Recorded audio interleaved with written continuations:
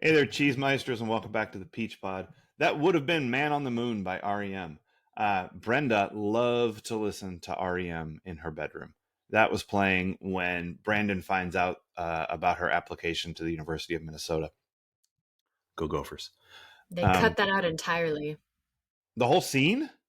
Not the scene, just the song. Like I don't Oh, think there was anything playing. yeah, it was complete background. Like it was playing underneath them the whole time. But like the whole time they were talking, like the song is going and there's lyrics you can hear and like but yeah, Nice. I get it. I mean, it's dumb that they cut this shit out, but Yeah. whatever. We're tilting at windmills here. Um my name is Jeff and ain't this place a geographic oddity? 2 seconds from everywhere. And joining me on the other end of the internet, my cuz-host. I'm Leslie, and I think I'll just stay here and read. I mean, is that ever a bad choice? No, it's not. And that's my vibe anymore. I'll just stay here and read. I think it's a good vibe. It really is. I mean, what else are you gonna do? Like, nobody does anything fun in this episode except for Steve. You know, like everybody, they just like they worry about shit. They get their picture taken. It is a surprisingly slow episode, and yet we have a ton of shit to talk about. Yeah, for reals. This week we are discussing season 3, episode 25, Senior Poll. Original air date April 7th, 1993. I'm not even going to say did. I want to say at what point did you throw up in your mouth this episode?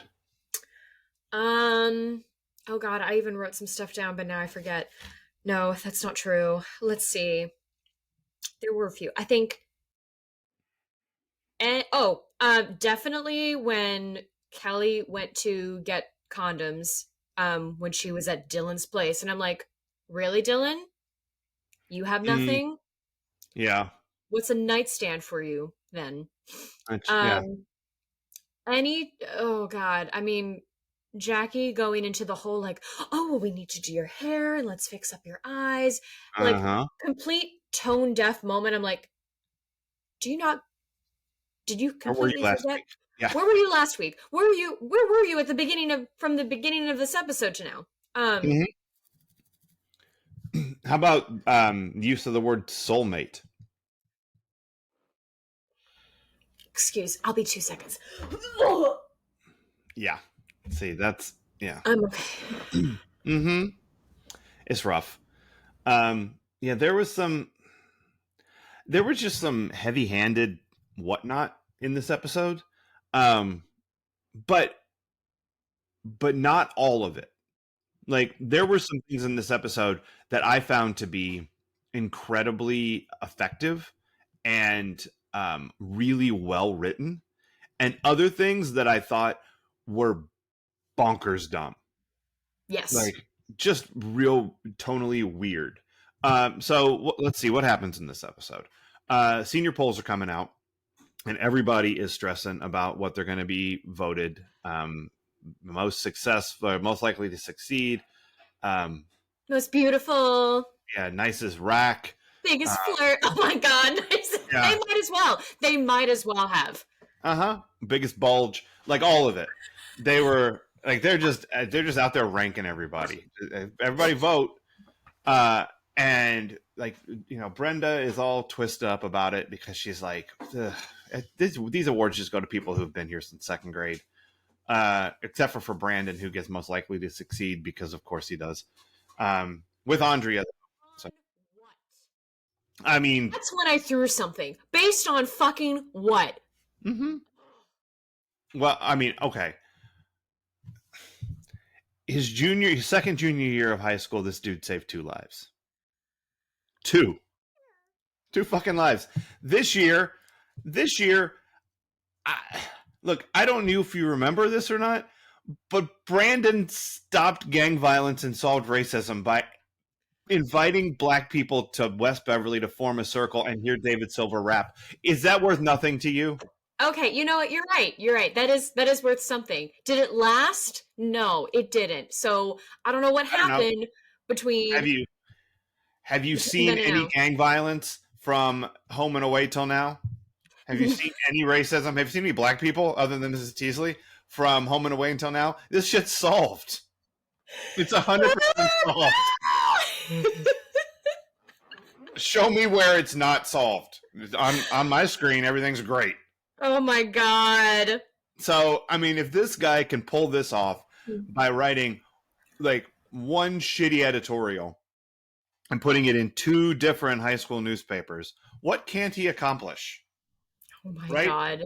Most likely, and the fact that Andrea like managed to go this entire year and successfully not write a single story about any of the crazy shit that's been going on, that is a effort and a level of success beyond measure. And so I think it's 100% yes. This show has you red pilled. What else are you going to give this shit to? We don't know anybody else. You know, like we only know these 8 assholes and Tony Miller, who, you know, not for nothing, best athlete. Tony Miller. Tony Oh Miller my god. he's built like a linebacker. He is not your best athlete. There's no. See, what about all the kids from the Applied Learning Opportunity Program who beat Brandon out to make the basketball team 2 years ago? Where are those guys? They're all better athletes than Steve and Tony Miller. Did they forget about the story about all of them juicing up? He's definitely not your best actual athlete. Right. I mean, what about Kyle? Where's Kyle? Yeah, where's Kyle? Give Kyle some love. What the fuck? Tony Miller. I swear the amount of shit Tony Miller gets because he just happens to be there building the sets is kind of amazing to me. I know. This poor guy. He's like, look, I finally have work, and I can only imagine the hate he's gonna get. But you know what? He'll be redeemed when he has to fight zombies. That dude has like created a fucking career. Like, I'm so pro Michael Cudlitz. I love it. I love the fact that like he started out as like a stagehand and became Tony Miller and like was the best athlete in West Beverly in 1993 because he's the only one who owns a Letterman jacket, I suppose. It's fucking awesome. Steve wants to be voted something. Not sure he's gonna be best. I was hoping for like prime sexual harasser of the class of 93. Worst criminal. Yeah. Oh, yeah. Exactly. Yeah. Like least legacy. Most loyal bandit. I mean, how about King User? Like nobody. No. You know what happened? I think they put this out, and Herbert went around and said, "Do not vote for this motherfucker for anything." And it worked. Let me tell you what an asshole Steve Sanders is. He did all this shit and tried to pin it on me. And you know what I hope Herbert is doing? I hope Herbert's not saying I helped him. I hope he's saying I turned him down. And Steve is still like, Herbert did this shit. What if Herbert started a burn book? Oh, like if he was what's her ass from Cruel Intentions? Steve Sanders is a fugly slut. That'd be great. I'd love it. And it just like it was found in an open locker one day. He's just going around throwing Steve paraphernalia. God, that would be so great if this episode had like a fully public hit campaign against Steve to get him voted down from everything, and nobody could figure out who it was, and then it was just Herbert in the background, Mr. Burnsing it, like just that would have. It's one way this episode could have been improved. I have another later. Steve also wants to. He's got 4 tickets to the Lakers game, and he and Brandon are going to go. And Celeste and a friend were going to go with them. He thought, but she's like, "I'm good. My mom's going to be at that game," and so she didn't go. And because her mom's staying in Canada and whatnot. Oh yeah, can't pay for both of them. No, we can't both be there.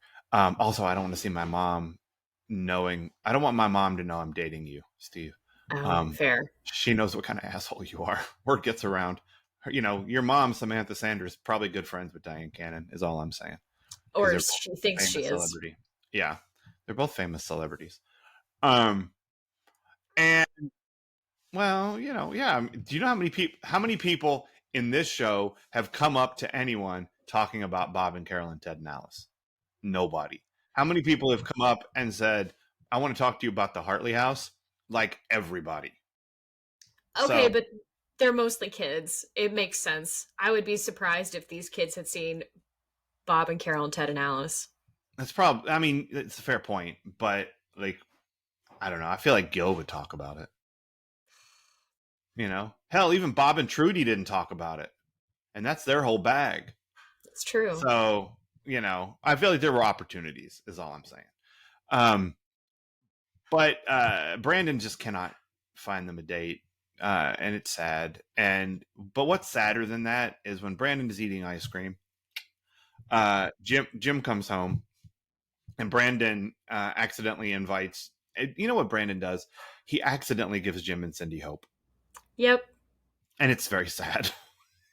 Like, I'm just amazed that they actually thought he meant it. Like, my mom would have automatically been like, really? No, there's no way. Yeah, oh, I'm okay. Thanks. I believe it though, because there's a thing where you like, oh, you still want to hang out with us? That's really nice, and like, and Cindy being like, I get to leave the house. Like, usually all I get to do is slice fruit, and this is very exciting to me. I get to go outdoors, and so they take him to the Lakers game, and they get there late because Brenda wants to apply to the University of Minnesota, because Darla Hanson and whatnot, and but she hasn't told anybody yet, and she hasn't applied. And there's a $50 filing fee, and she has to ask Jim and Cindy for the money, and it's a whole thing. In 2 seconds, we just need 2 seconds. We talk 2 seconds. Give me 2 seconds. But Jim knows a shortcut to the forum. It's only going to take him 20 minutes to get there, which is fucking delusional. Yeah. I feel like you could be in the parking lot for the forum, and it would take you longer than 20 minutes to get into the forum. That's my feeling. Not because I live in a big city and I know how long it takes to get places. Like, it's just yeah. preposterous. And LA is notorious for traffic. Yeah. And so they're late to the game, but they get there before halftime. Halftime of the regular season basketball game, where Cindy thinks there's a big extravaganza going to happen. By the way, shouts to Steve for not wanting to sit next to Cindy. I get it. He's right. She's a lame stain. You know what? Then fine. I'm Cindy. Because, like, I would have said, you know what I would have said? I would have been like, oh, is there a show at intermission? Of course you do. Yes. No.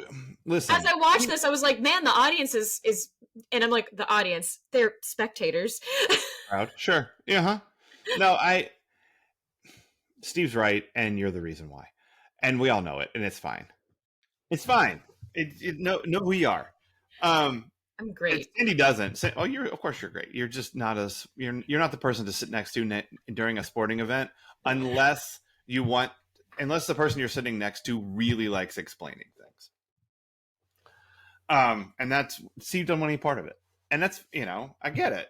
So, but it almost costs him a chance at a half-court shot. But fortunately, they look at the ticket stub and they're like, "Oh, not you, Brandon. You, Steve." And Steve goes out there, breathes through his eyelids. It's a Mayan or an Aztec thing, not sure. That's a Bull Durham reference, by the way, for everybody who loves Bull Durham, and you should. That's also being turned into a musical. Yeah, I don't know about that. I mean, I don't either. I haven't even seen it, but I can already tell you, we've already got one baseball musical. I'm good. Damn Yankees? Yes. Yeah, that's the only one I can think of. Yeah, I don't even know what to do with a Bull Durham musical. It's I'm surprised anyone else does. You might have broken me. I can see that. I can't even think of what you would sing about in the, I get whatever. Susan Sontag and whatever, lots of things. Whatever Durham wants, Durham gets. Yeah, it's gonna be a whole song about getting a free steak and Candlesticks make a nice gift. Oh my God. Rose goes in the front, big guy. Um, Jesus. Oh my God, I really broke you. I'm so You did. sorry. You put me in a Bull Durham vapor lock. So Steve goes out there and hits a half court shot with like that's not how you would do that. But I mean, it's very lucky that he makes it, throwing it football style. But he does. He makes it. Wins $10,000. That he. I don't know if you knew this, because why would you if you hadn't just walked into Mrs. Teasley's office for no reason at all when she's talking to the lady at the Alvarado Street School? But they got to shut down the summer program because the school district has cut the funding to West Bev, which is like a trickle down situation to the summer camp for the Alvarado Street kids. And also, did you know Andrea was going to work there this summer? No one else did. I didn't. She never talked about it, but she lost her job. So Steve, having won this money, feeling real good about himself, wearing a pretty cool leather jacket, I think, by the way, at the Peach Pit, decides he's going to give this money to the school. Anonymous donor. But of course, Miss Teasley and Andrea figure it out like immediately. And they figure it out immediately because of their dialogue, which is I don't care. We got Mrs. Teasley looking more fabulous than ever. I'm thrilled. And I've had 2 encounters with Mrs. Teasley this week on here and Gilmore Girls. So I'm having a fine week. I get it. The more Mrs. Teasley, the better. Until there's again, season 10, there Mrs. Teasley shows up in the most inexplicable circumstances. I don't care. You will. You will literally say, "What the fuck is Mrs. Teasley doing here?" And it's going to be amazing when it happens. So, Brenda applies to University of Minnesota. Jim and Cindy are cool with it, and Kelly has a fucking meltdown because Jackie is being I think Kelly has a culminating meltdown. Like, this was all of the shit this year built up, and it had plot exposition, had to go somewhere, and it went right at Jackie's face, justifiably. Like, Jackie, because Kelly is getting herself all whatever for this senior picture thing for the senior polls, and Jackie comes in and is like, "You look wonderful. Let me point out all your flaws," and which sends Kelly into another one of these spirals that she's not even out of, because Kelly starts the episode in group for eating disorders with some girls who are like dealing with some real shit, and Kelly's like, a jerk about it. This is me. I don't know that she's a jerk about it. I feel like she looks around and goes, "This doesn't feel helpful to me because I don't relate to any of their problems." Like, I kind of see that from her point of view. That's fine, but the way she was talking about some of the women or some of the girls, they're young girls, the way she was talking about them afterwards. But again, I have to remind myself sometimes, like, these are teenagers talking. This is how they would talk. Like, and everyone's afraid of being crazy. Right. You know? Mm-hmm. So it makes sense. It's just, I don't know. I was like, come on, Kelly, that's pretty insensitive even for you. Like, yeah, I guess so. For me, it's a little bit of, not everybody has to go to group the minute they do something wrong. And that's like that's a thing that happened. I mean, Brandon wrecked Mondale, and all of a sudden he's in AA at school. I mean, what the fuck? Come on. Like, I don't know why Brandon's not in Gamblers Anonymous this week. You know, it just, so yes, that kind of therapy is super helpful for people, but it's not the answer to everything. Yeah. And not everything rises to the level of you should be in a support group for your newfound addiction. Like, there are different, it's like not every crime deserves prison time. Yeah. it's not, that's not the answer for literally everything that happens. So how is like, so I was a little bit okay with Kelly going, boy, this doesn't feel right to me. Yeah. She is weirdly judgy about it, but also I think she's 18. Um, but like Jackie hears all this, she's like, as long as you keep eating, but also you're very pale and have no eyebrows or whatever, and you need to find your angle and pull your hair back so we can see your neck. And I'm going to tell you right now, this is nothing compared to what many other women have grown up hearing. Like, there's a reason it's going to be hard for me to cast aspersions on Jackie, because at least this ends with her going, with having some accountability and empathy and going, you know what? Maybe we can find something for us together. Maybe we can find you another group. Like, no, I think I think Jackie comes around at the end. yeah, Um, but I think that she just like, she puts her foot in it like real deep. because that's all she knows. You know, Yeah, she's here's the problem with why you can't, like, at least why I won't be able to make her the worst person, because what Jackie is projecting onto Kelly was projected onto her right. No, that's tenfold. true. Yeah, that's true. But like, I don't know, learn something from your own experiences and don't like Sure. Like, jump why a aren't bait you on in that therapy? shit. Right. Yeah, like this is a problem. You watched it happen to all your modeling friends who didn't eat properly. Um and you're still like, all of this, and that your daughter just passed out on her own birthday from chomping diet pills and not eating for like 3 months, and you're still like, this is very serious, but also you could look prettier. Yeah, like, why is beauty the thing that you are still hanging your hat on for being a good mother? You Right. know? Yeah, I'm with you. It just, I don't know. So Kelly's struggling with this whole thing, and she wins, you know, nicest Most rack or beautiful. whatever she Oh my got. god. And like Dylan got like swoopiest hair. Most handsome. And yeah, same thing. And like A1 sideburns. And Douchiest so, places to sit on campus. well, yeah, sure. Um, but they, he don't want to take the picture, and then Kelly finds out, because she feels devalued the whole episode. Like, no one cares about me, no one listens to me. I'm only pretty. Dylan only likes me because I bone him. Um, all this kind of stuff.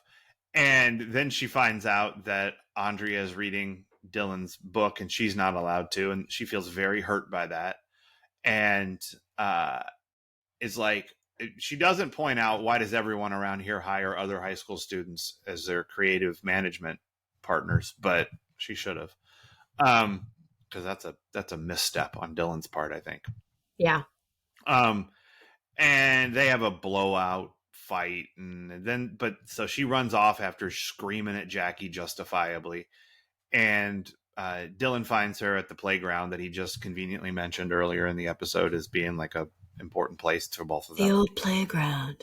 Yeah, the old playground. And then they have a heart to heart, and she's feeling better, I guess, a little bit, and we're moving on. Like, so those are so it's like a lot goes on in this episode, but it's mostly like a bunch of these little conversations. Uh-huh. So what do you think this episode is really about? It's about a lot of things. Mm-hmm. Um, About 48 minutes long. yeah. I mean,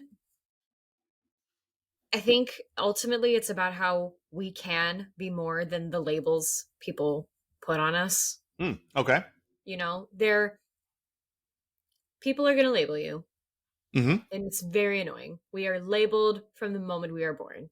And for the rest of our lives, we are figuring out, does this label fit me? How do I work beyond this label if it doesn't fit me? Or how do I prove that I'm more than this, that Mm-hmm. I'm uh so and clearly, while while Kelly does want to be, does get some satisfaction from being voted most beautiful, you can tell that it really gets under her skin. Because it's kind of like Christina Hendricks' quote in Mad Men, where she goes, "You don't realize how limited your dreams were until you achieve one." Yeah. Something like that. Yeah. I think about that quote all the time. Mhm. And I think that's very much Kelly here. It's like, I got this, but now I'm seeing the flaws in wanting this. Yeah. Dylan vents to her later about, like, hey, I also have labels that I'm fighting against. But rightfully, she is like, okay, but you've proved that you're more than those things. Mhm. Trying to think who else, but yeah, I think this is a big part of, like, we can be more than our labels. It's going to be an annoying fight, and sometimes people are going to refuse to see you as more than their kid, more than how you look. Mhm.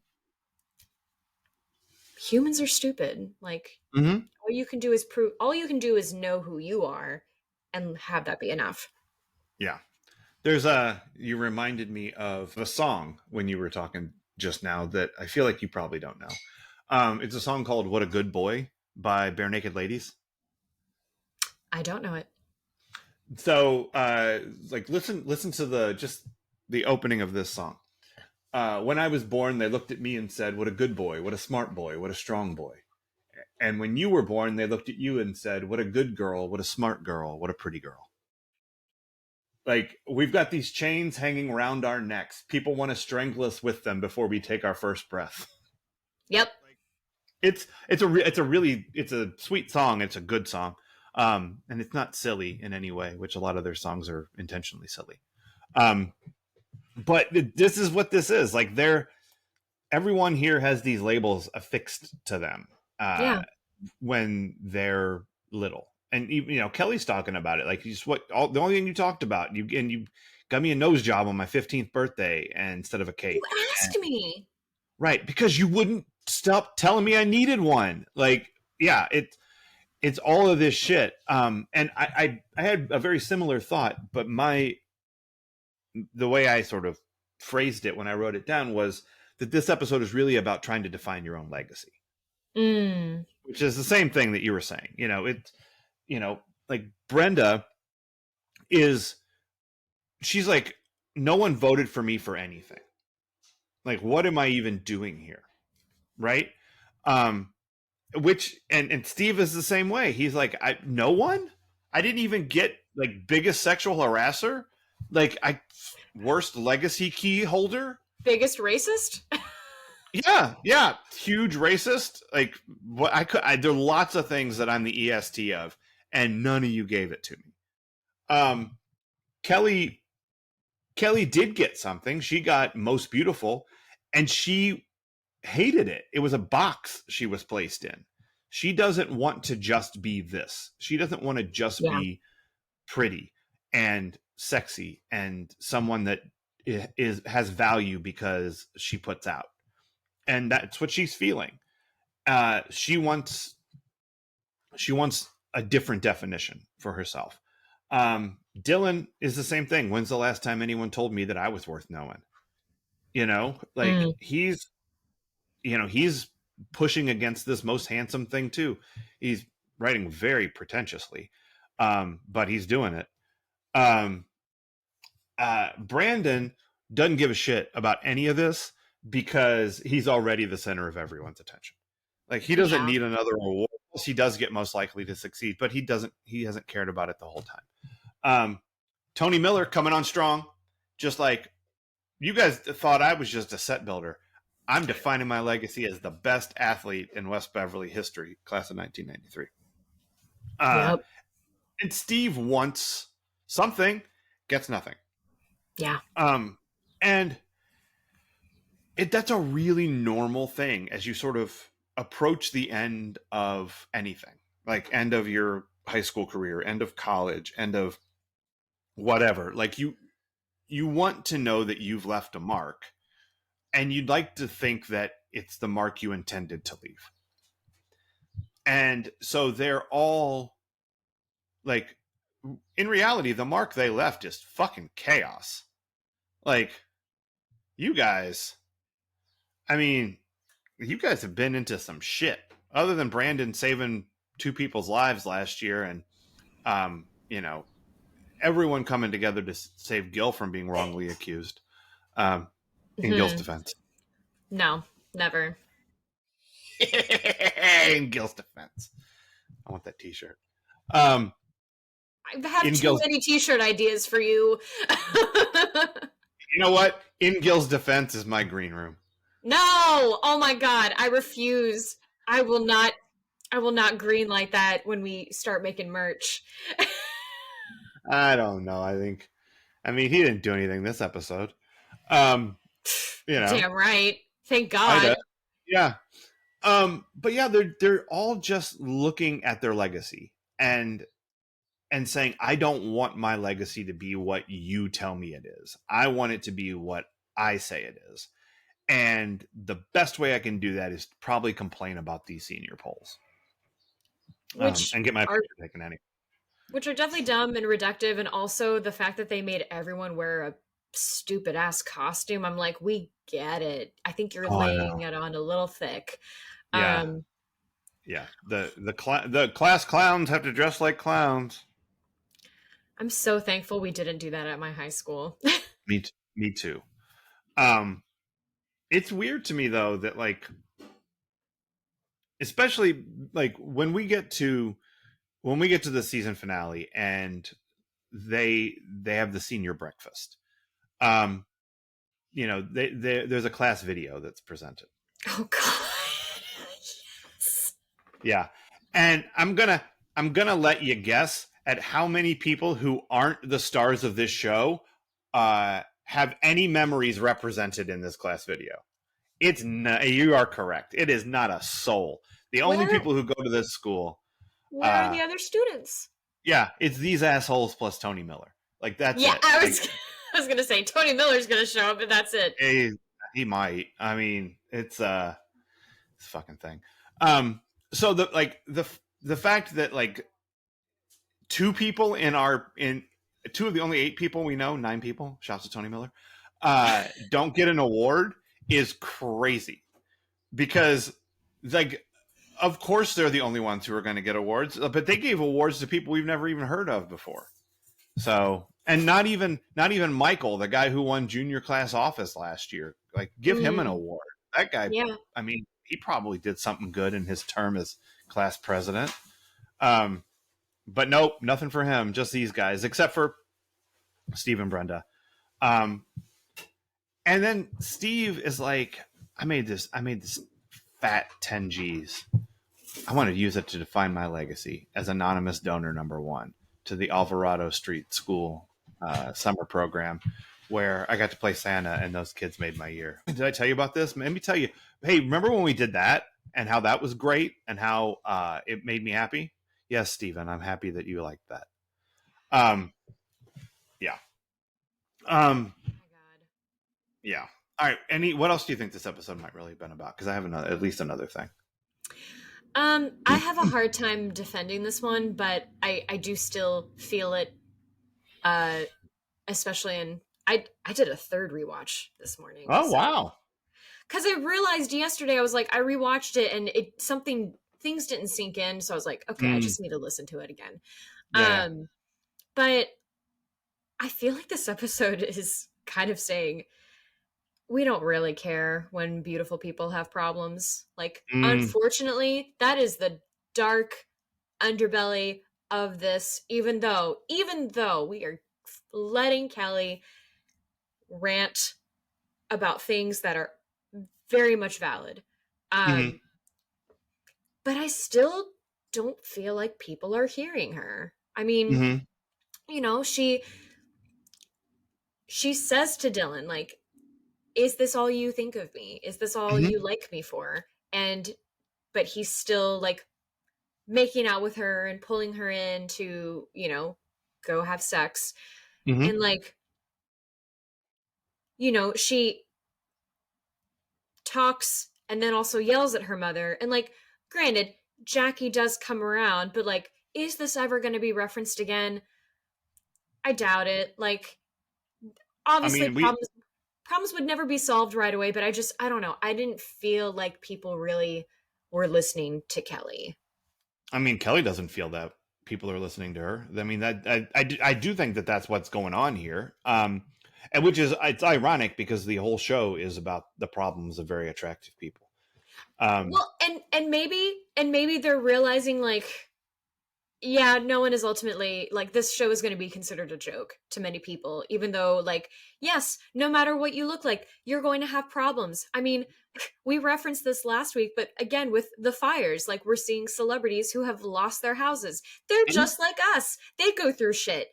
Mhm. Um, and then unfortunately, a lot of people on the internet are showing their ass, going like, just being jerks, Mhm. like, because no one who looks better or has it better than you can have problems, but they do.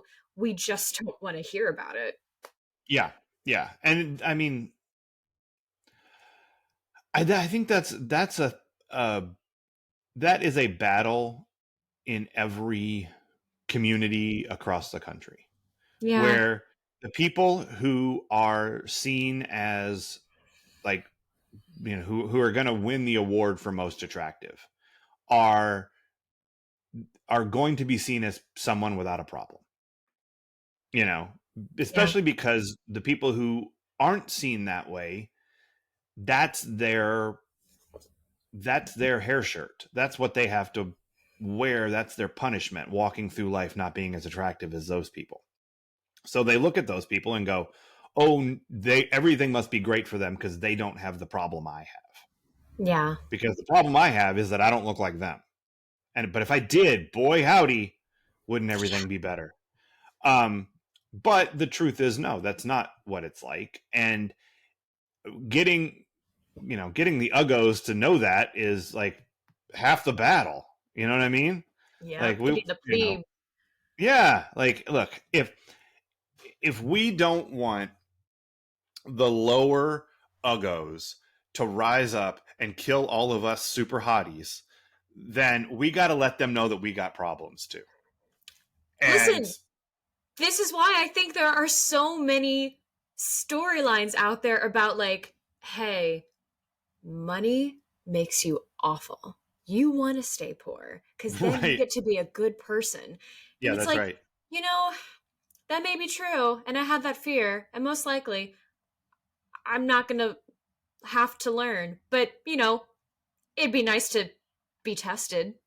Right, yeah, yeah, yeah. You I know, think I, I've got the moral fiber to be rich. Try me, world. sure. Yeah.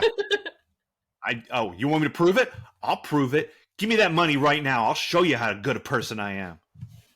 Motherfucker. Yeah. Like, Angry. I have no words. Yep. I'm with you. One of the things I think this is really about is openly discussing your feelings for the first time. Mm, And that's one of the things that I think this episode is really good at. Because I think there's a number of scenes, mostly Kelly related, where um, it feels real, the conversations they're having, and to relatable to my high school experience of getting to a point where you're like, I can actually, not only can I put words to this is, whatever thing it is I'm feeling, but I can, I have some people I can tell this to who I trust. yeah. And I can finally tell someone what's happening in here and not be shunned for it. Yeah. And that scene in the playground, soulmate stuff aside, I think is kind of great Yeah. because it's the two of them, maybe for the first time ever, just being honest about the things they feel. And that was, to me, super relatable as a high school experience where Yeah. you're hitting that age and you're like, I haven't been, I don't even know how to say the stuff that's going on inside of me. And if I say it out loud, they're all going to hate me. Like whoever they are and whatever those Yeah. things are. Like you're just not going to be accepted for being a person who feels things. And then you realize you can feel things, you can say what those things are, and you can be accepted for them. And have a real adult conversation about who you are and what you're feeling. And Kelly does it with Dylan on the playground. She screams it at Jackie, and and the thing I loved about that scene more than anything was when Kelly was like, I don't want to yell it about everything. And Jackie's like, well, you are. And she's like, well, it's about time. And she stormed off. And I'm like, right. Good. Get that shit out. It is about time. You should be saying these things. Yeah. Because you've been carrying this weight for a long time. And you got to get that out there or it's never going to get better. And so she gets to do that. Brandon finally opens up to Jim about his gambling problem. Yeah. And realizes and shouts to Jim. Excellent parenting in the hallway back there. Finally saying to Brandon, you guys are almost adults by the law. You're almost 18. You're going to make decisions that we don't support. But they're going to be your decisions and we're still going to love you for it. And that is, it's great. And it's an interesting transition for the show to make. Yeah. It's repositioning the parent roles a little bit as, more the guide from the side, kind of thing. And it's needed, as the kids go off to college next year. Brenda finally coming out and saying, I don't think I want to be here anymore. Like this, I'm feeling the pull back to Minnesota in a way that I haven't in a long time. And it doesn't seem pouty. It doesn't seem reactionary to the Dylan and Kelly shit. It's not even about going on a date with the two guys from the Princeton school in Encino making boys into men. She's like, who rocks? Fucking Darla Hansen. And Brandon's like, you think Darla Hansen thinks about you? She's like, well, I just talked to her, so. Yeah, fuck off, Brandon. Yeah. Sad sack of shit. I know. And then Steve, after he wins the money, talking in the Peach Pit, and even Nat being like, oh, that was the angle for the other shit you pulled? Yeah. Okay, that makes sense to me. I get it. This is what you do. And Steve's like, whoa, hold on. You guys have been paying attention? Like, you guys have actually seen all the shit that I've been up to and are accurately portraying me as a selfish, rich asshole? Well, I don't think I like that very much. Like, and he doesn't say it out loud very much. He doesn't express this verbally, but he expresses it with his actions. He's like, oh, I don't want to be that person. I don't want to be seen as that. Yeah. Maybe if I give them money, they'll think I'm nice. So, Steve tries to. I'll accept it. I'll accept it. It's certainly a step in the right direction. But here's a little extra thing on the top of the Steve sandwich that I realize and I want to talk about. The half court shot thing is weird. And here's why I think it's weird. Steve goes into and for an episode that had scenes that were sort of as true and real feeling as the playground scene and the Kelly yelling at Jackie scene and even Jim in the hallway and the conversation about Brenda wanting to go to Minnesota, all the Alvarado Street stuff seemed insane. Like, it came out of nowhere. The dialogue was very, we just got to get this in. So Steve walks into Mrs. Teasley's office for no reason And Mrs. Teasley is on the phone going, I'm really sorry, but the school district cut our funding and we're not going to be able to do this program this year. Maybe next year. I'm sorry. I feel really bad. Yeah. And then Steve, in his best, this was written by a computer voice, is like, Mrs. Teasley, I hear that you were on the phone just now, and the things you said were in my ears. And what you said was that Alvarado Street does not have money to do their thing that you were going to do. I liked Alvarado Street. They meant a lot to me. I played Santa Claus. Remember I played Santa Claus? And Mrs. Teasley was like, good for you. No, she had a great line. She went, sometimes your power of observation is truly remarkable. Yeah, exactly. But like, he just comes in and restates the problem. Yeah. Right? Like this problem we didn't know that we had. In this 30-second scene, Mrs. Teasley, like, here's the problem. And Steve says, I hear this is a problem. Jesus fucking Christ. And then he wins the money, which we'll come back to. And then he's at the Peach Pit, and Andrea is like, you know what else is related to this thing that you were talking about earlier with Alvarado Street? I was going to work there, and now I'm out of a job. Mwah, mwah. And Steve's like, fixing a problem is the thing I can do. And he just fucking goes and does it. Here's what I think was maybe what they were going to do with this first. Because it would have been more interesting, I think. Why does an episode... Remember what happens 2 episodes ago when Brandon needs $1,500 to pay off Duke, or he's going to get like his asshole broken? Yeah. And Steve doesn't have any money to bail him out, and he has to go to Nat, and no one thinks to ask Dylan, who's like fucking millionaire. What if that doesn't get resolved 2 weeks ago? Right? What if this looming threat of Brandon still owing Duke money is happening when this game comes up? And they show up to the game, and Brandon is still trying to find a way out of this hole, and is more than willing to gamble on this game if it'll help him get out of it. But he's presented with the opportunity to win $10,000. And Brandon's like, fuck, all of my problems are solved if I can make this half-court shot. Oh my God, how did I get so lucky? Oh my God, all my problems are solved. And then Steve gets to take the shot instead. That doesn't help me at all. I am still so fucked. Yeah.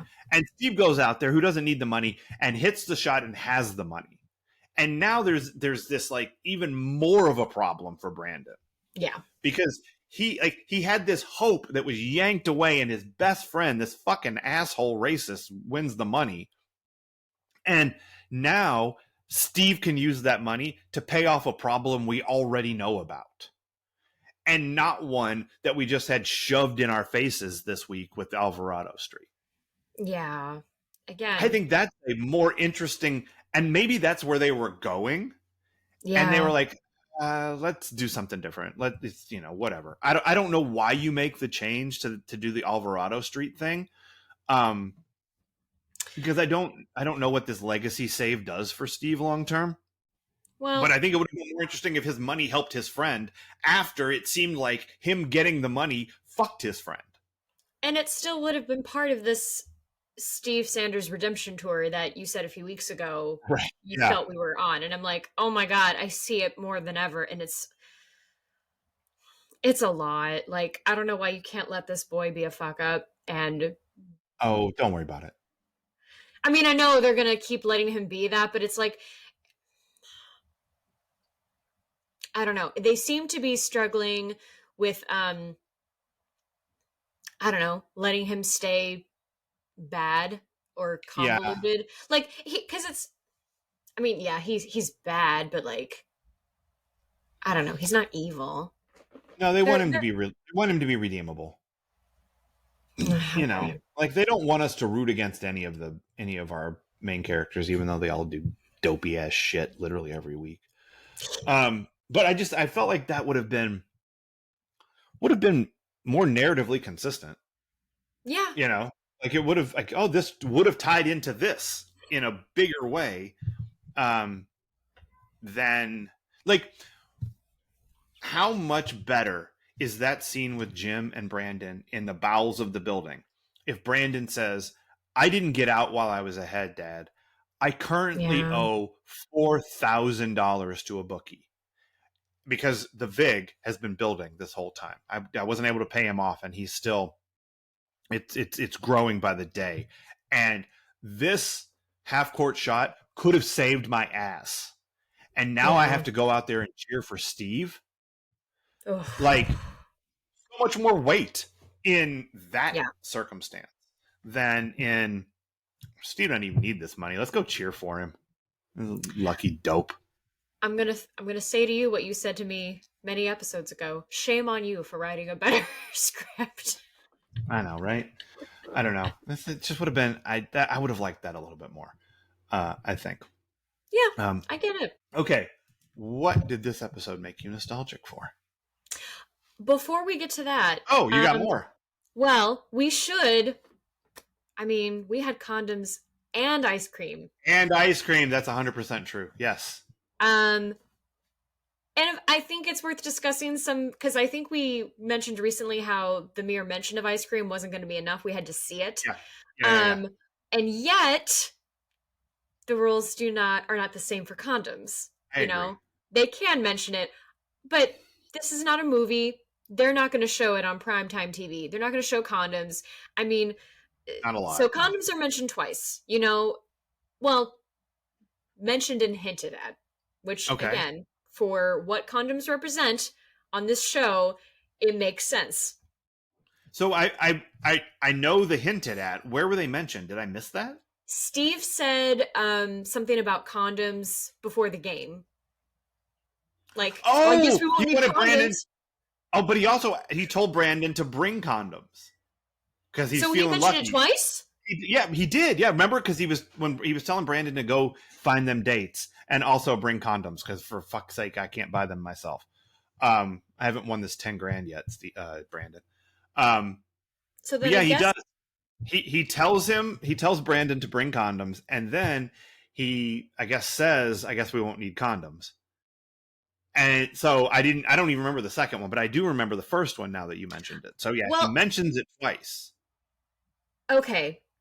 I'm iffy on that one because I kind of, again, I don't know if that was the exact line. I think your line was more on point and I don't know if he mentioned it twice. Okay, but he definitely mentioned it at least the one time. You're right. I'm going to go back to the original number, which is right now it's 23-17. But of course, the hinted at moment was when Kelly and Dylan are making out, and then she pulls away and says, "Oh, better safe than sorry," and has this very awkward goad. And okay, let me just set the scene. She breaks it up. It's better to be safe than sorry. Goes over to her bag and kind of like looks at it and does this,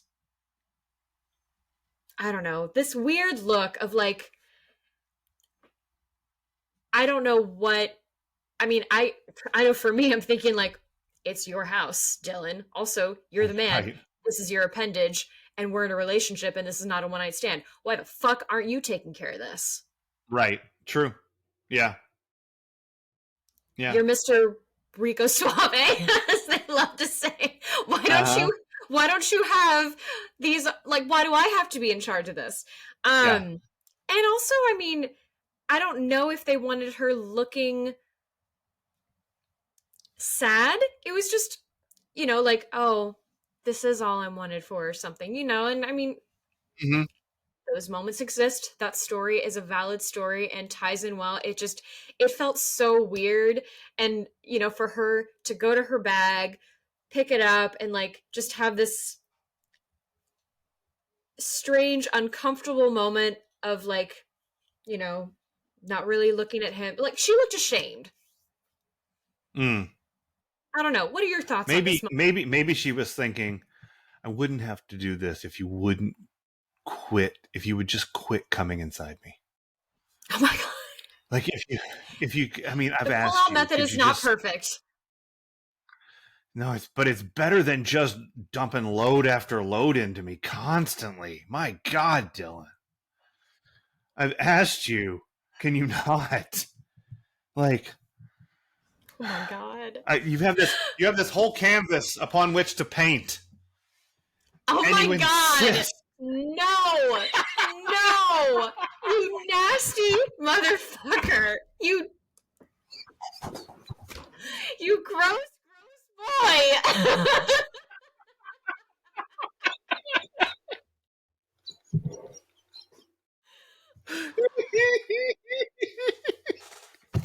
So You you know don't he's think it done that was without that? asking. You know he's done that without Of course. asking. Of course he has. So you don't think my read on it is what was going on there? Nope. Jesus Christ, Jeff. It is Sunday. Oh my god.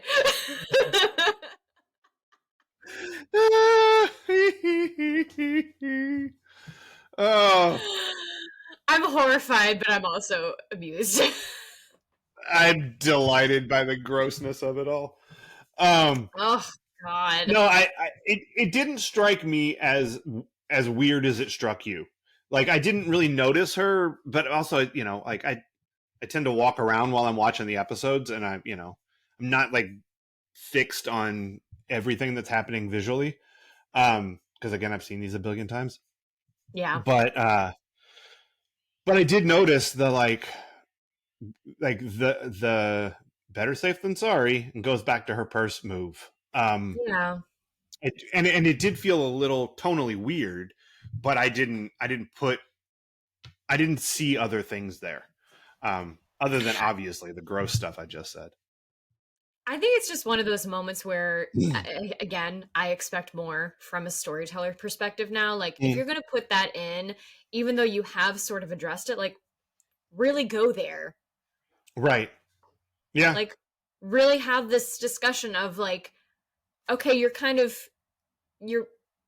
validating for me the feeling that you only want me for sex right now. Like, Mm-hmm.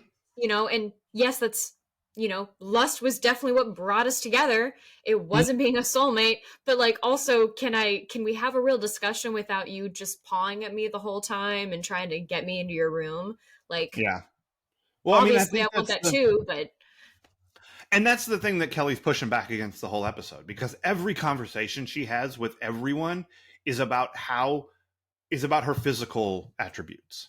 yeah. The whole episode, her mom with the eyelashes and the pale skin and the fucking angle and the head and the neck and the hair and the whole thing. Donna being like, everybody, you're real. Everybody knows Kelly Taylor, ambulance chaser or car chaser or whatever she called it. Not ambulance. That doesn't make sense.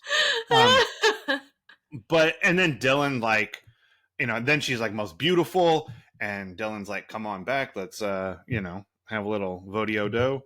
And she's kind of done with it.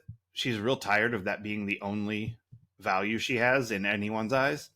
So, I get the better safe than sorry resignation, that she has. Like, well, I guess this is what we're doing.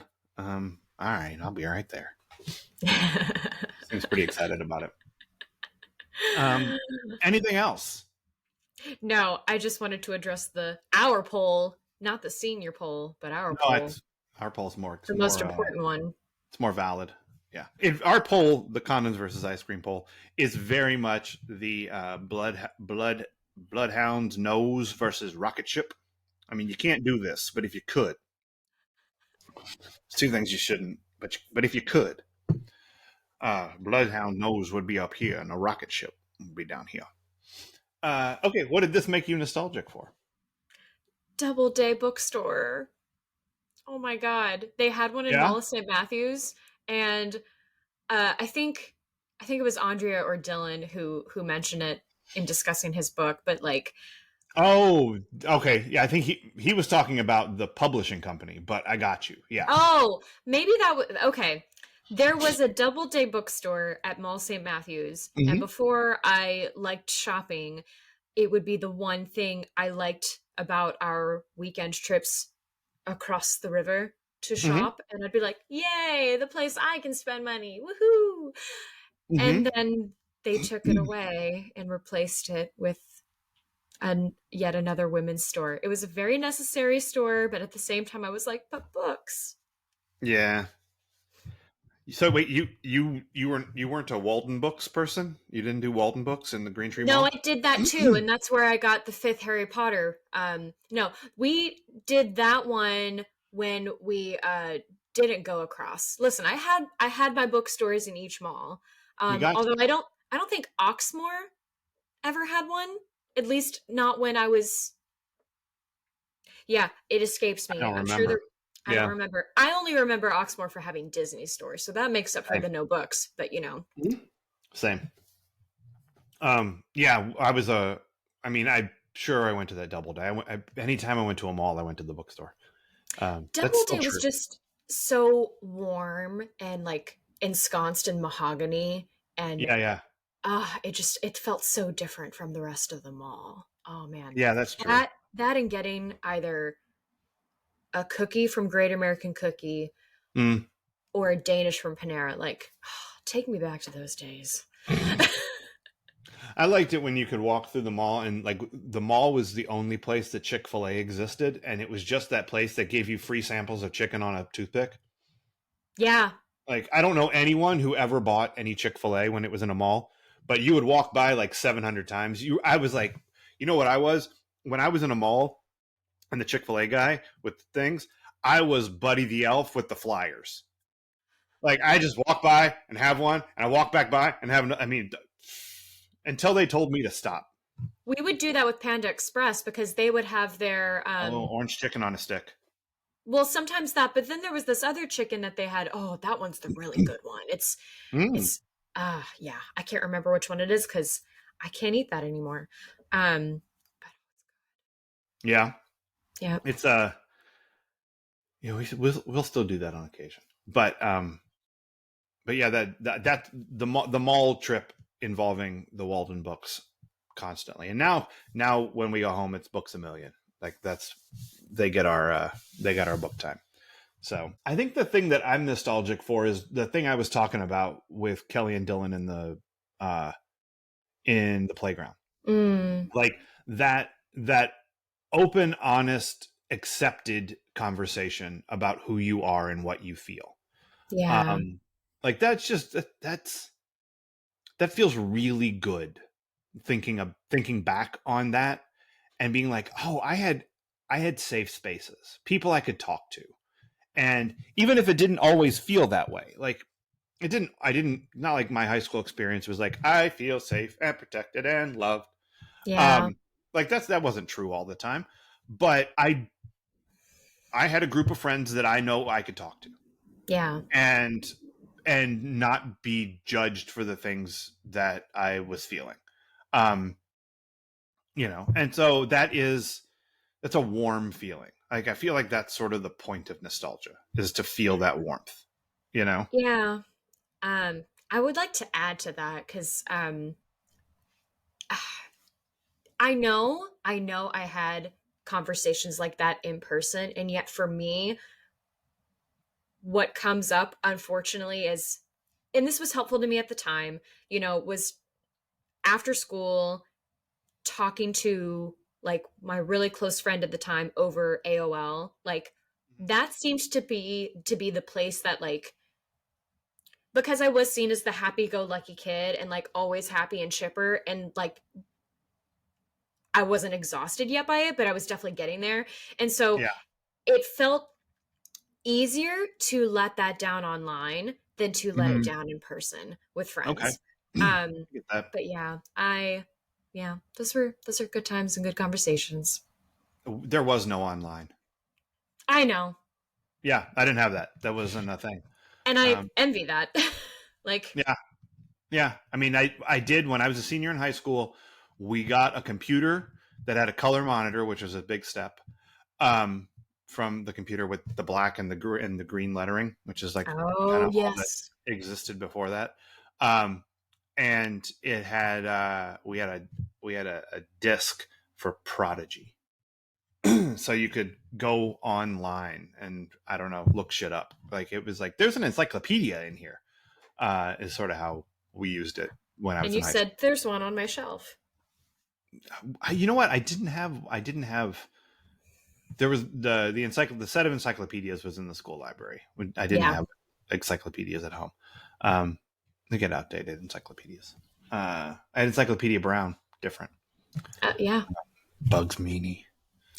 All right, who is your Steve Sanders Memorial worst person of the episode, aside from me for talking about Kelly's canvas? High five. No. Props to me for being You gross. know, I'm gonna go with my gut instinct here. It's the asshole yelling airball. Fuck you, man. Fuck you. Like, you're in lame stain seats anyway. You're Mhm. a piece of shit. Like, look, I get it. I look at Steve Sanders and I want to roll my eyes so far back in my head that they never turn around. Like, Mhm. I get it. Don't do that. Yeah. Like, just don't be a I do. jerk. I do get the desire to want the guy whose seats are in row 6, who's going to have a chance to win $10,000, who obviously doesn't need it because his seats are in row 6. Getting that opportunity, I'd like to see that kid fail. So I feel for the booing guy. You know, like, you don't fucking need that, like, asshole. But I'm with you. For me, it's Jackie. Like, That's even fair. though at the end she's like, let's get some therapy, um like, fucking have some amount of understanding of what is happening around you. Like, your daughter just passed out from not eating for 3 months, and you're immediately like, well, you need to eat because all of the models that I know who didn't eat, that was bad. But you should also really try to look pretty all the time. And here's how. And these are the things that, I mean, look, I'm not going to talk about your thunder thighs, Oh my but god. I will point out that you are very pale, and your eyelashes, and show your neck and turn your head and lift it up and have an angle. And, like, goddamn, Jackie, like, do you not see that this is the worst shit you could be dumping on your kid at this moment? I see it, and like, again, I want to say she's the worst, but then I watch it and I'm just like, she's at least being nice about it. Like, the bar is so low, unfortunately. Like, Mm. the things that I have heard older women either say to me or to other, when I was younger, other girls around me, like the things I heard Mhm. my dance teacher say about classmates Mm. is damning. Yeah. And, unfortunately, I know where they're coming from. And so, like, I choose to have some empathy for them on, like, okay, well, this is what you were raised with, and you think this is fine to say this. Right. And you think this is helpful. That's what's really fucked up, is you think this is Yeah. helpful. Right. When you just want me to be as miserable as you. Uh-huh. And I'm gonna eat those fries. At least Jackie didn't say, granted, she definitely should have been like, Kelly, I applaud you for getting a burger, but maybe like it's not about the burger. It's not about eating unhealthy shit. It's about having a better relationship with food, you know? So like, yeah, I'm so conflicted on the whole, like, I know Jackie did wrong in this, but the fact that she had any willingness to go to therapy at the very end was just like, okay, that absolves you for me. And Rail also, light. like, you were really just trying to be helpful and coming from a kind place, whereas many parents who value their daughter's prettiness aren't as nice about it. Yeah. All right. That's fair. Um, you're grading on a curve. Like a Yeah, real good curve.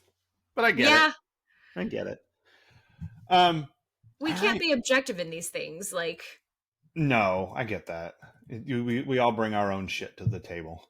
So, um, I all don't right, know I what you're think we did talking it. about. I've never No, been no, criticized no. by my parents. They think I'm perfect. Practically perfect in every way.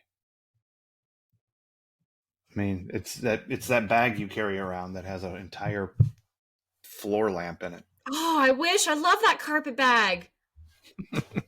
Oh, wait, listen. If I'm not giving off School Marm or Mary Poppins with my vibe, it's not. I'm not doing it right.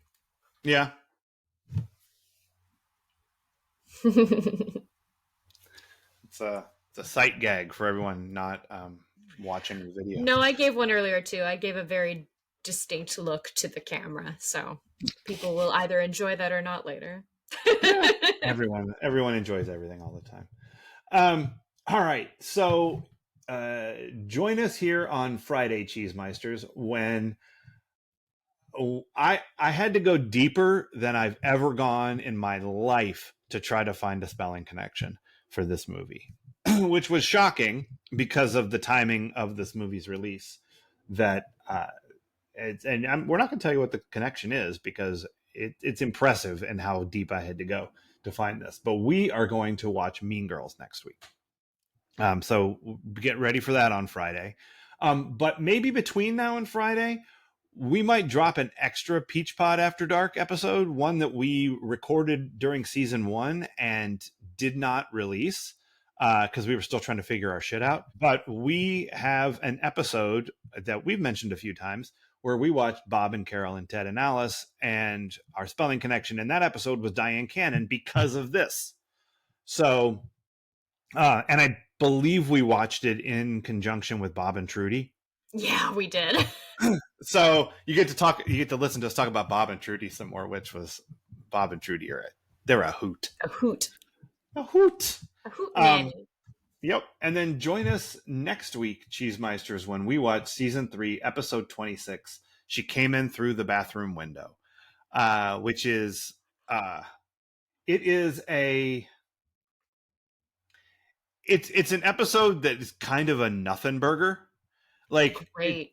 There's just it's just like before we get into the end game of the season and graduating and prom and all of the stuff that everyone but Leslie knows is coming in the next 4 episodes, we got to do this very silly nothing in the middle of it.